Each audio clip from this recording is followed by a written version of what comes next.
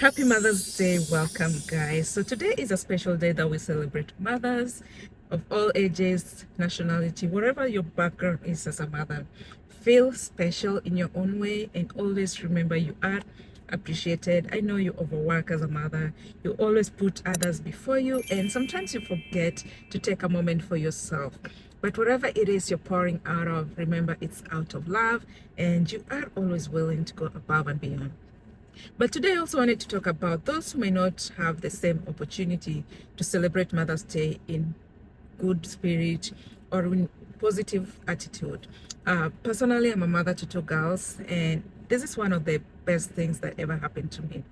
Through this, I've learned to reprioritize my life, and I've always learned to put my kids ahead of all the situations, but still at the same time taking care of myself, because if I don't take care of myself as a mother, trust me, I'm not going to be able to take care of my kids and my family.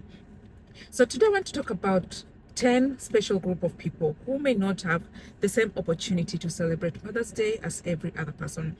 The first group of people is those who have lost their mothers. And I take this moment to pour out my heart to you, because I can imagine what you are going through as an individual, because mothers are very special in our families, in our life as a whole. And having lost a mother, you may not be able to say Happy Mother's Day to them because they are gone. Or even if you're able to, I've seen people go celebrate in different ways, grab a picture of them, leave an open seat for them on the family table, but it's not the same as having your mother right there with you and giving them a hug, giving them a kiss, or even giving them a phone call just to celebrate them.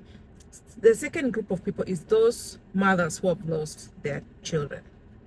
So you may have a mother who had a child and the child had another child, so it's like a multi-generational situation, and for some reason you've lost your child, so you can't go back and tell them Happy Mother's Day because they are not there.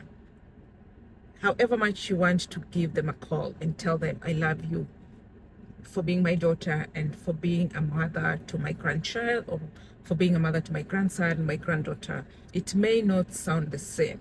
So these people are going through a tough time. They probably had a tradition where the three generations will come together and have breakfast together, but now this middle piece is missing, and it's not the same. Your granddaughter may come and wish you Happy Mother's Day, but that puzzle is still missing, and you can always feel the effect, whether it's directly or indirectly. The third group of people is people estranged from their mothers.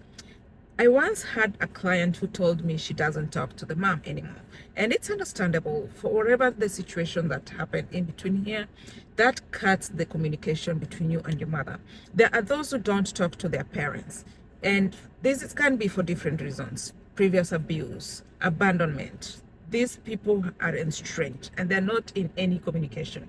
And sometimes one or the other might want to call, might want to reconnect that line of communication. But because of what happened prior, they're not able to. So as people celebrate Mother's Day, these people know they have a mother somewhere, but they're not able to make a phone call because they're estranged from their family members. The fourth group of people is those with abusive or neglected mothers. This is heavy, and I'll talk about this at large in a different video, but this is heavy because neglect is very huge and some people may not recover from it. Somebody may neglect their child for things that are beyond their control, but because of that, the other person hasn't recovered from it. So such people, let's say a son or a daughter grows up knowing that their mother neglected them, the reconnection may not happen so quick. It may take a lot of work, a lot of therapy, a lot of phone calls, a lot of tears, a lot of anger for this to even happen for reconnection. But before that happens, Mother's Day celebration is never the same for them. They can wish they would make a phone call. They can wish they would just meet the mother, the estranged mother who neglected them. But this cannot really happen because a lot of work still has to be done between here before anything positive can come out of it. The fifth is those struggling with infertility or those who've had miscarriages. Yes, I can tell you that this may be harder for those who've gone through miscarriages and still don't have a child. those who are trying to have a baby, but for whatever reason, because of infertility reasons, they're not able to.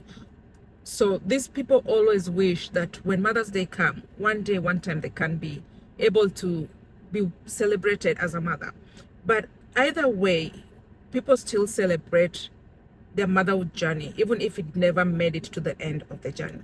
They still celebrate it, and even though they celebrate it, it may not feel the same. It brings back a lot of sad memories, a lot of anger, a lot of questions. Why?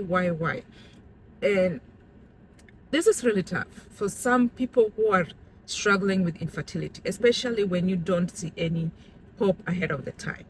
The next group of people is those who have given up a child for adoption. People may choose to give up their children for any reason, ranging from not being ready to raise the child due to mental health issues. Different reasons may lead to giving up a child for adoption. When Mother's Day comes around, you know you are a mother because you carried a child to term and gave them up for adoption. And this brings back sad memories.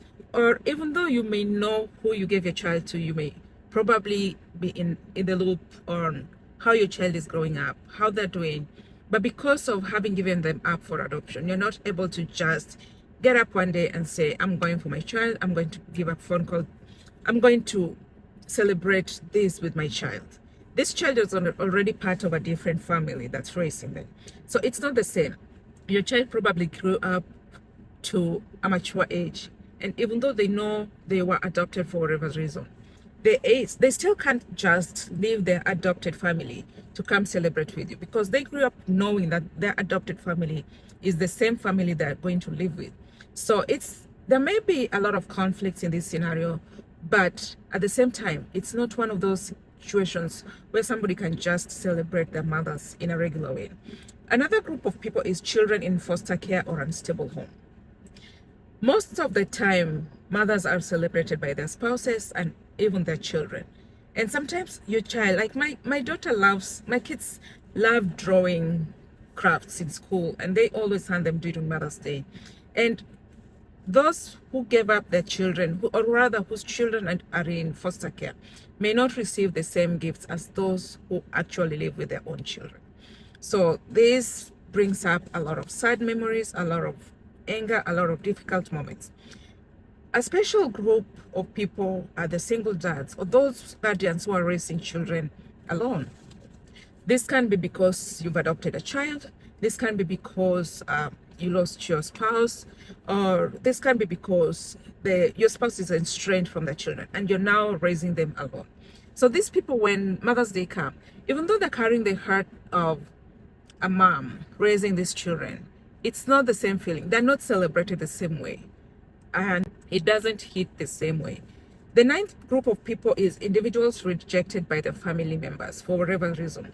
I've seen people being rejected because of their sexuality, because of their religion, because of the choices they make in life. So if this is your case, you may not be able to join your family in celebrating your mother during this Mother's Day. And the final group of people is those who recently divorced, or those in blended family. So let's say somebody's divorced and their mother, or rather their father, is remarried to somebody else. During Mother's Day, they might want to go celebrate it with their biological mother, but because of the situation they are in, they are forced to stay with their step parent, or they might want to celebrate it with their step parent, but their biological mother wants them to celebrate with them. So there's always like a conflict or rubbing of shoulders back and forth for this kind of people. So even as we celebrate this Mother's Day, let us remember that not everybody has the same opportunity.